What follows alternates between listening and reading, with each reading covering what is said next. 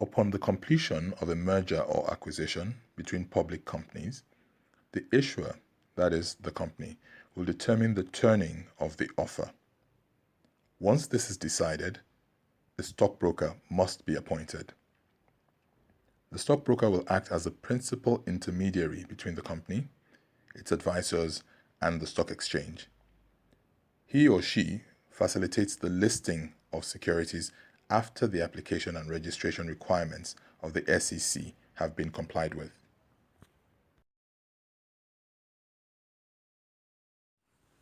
The issuing house and the stockbroker will meet with the issuer to ensure compliance with the laws and regulations governing a corporation that intends to trade on the stock market. At the mandate-giving stage, the stockbroker will file an application to the stock exchange intimating her of the offer. He or she consequently vets all documents for presentation to regulatory authorities and authenticates that all claims made therein are true.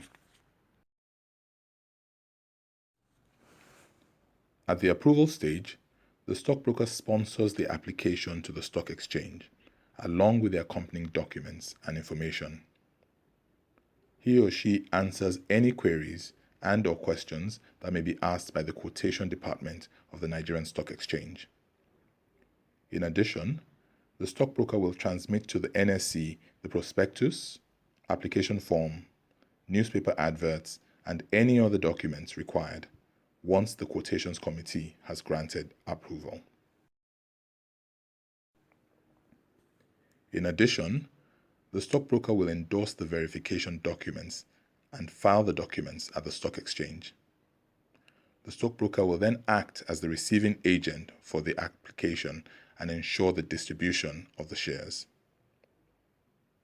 A stockbroker also plays a major role in secondary market transactions. He or she transmits the shares of an investor who wants to buy or sell shares to the stock exchange and offers them to other stockbrokers. This role places a hearing responsibility on the stockbroker. He or she must act in the interest of the investors and be fair, efficient, and transparent.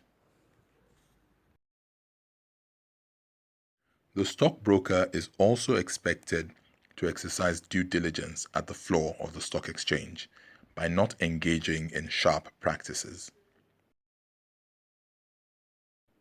The case of Central Securities Trading Limited v. Bonkolands Investments Limited in 2007 readily comes to mind. The SEC learned of an alleged scam on the floor of the Nigerian Stock Exchange involving the sale of Nestle Foods plc, Unilever plc, and other securities. An associate executed the scam through the use of certain stockbroking houses. The courts found some of the stockbrokers and other capital market operators liable, and they were penalized accordingly.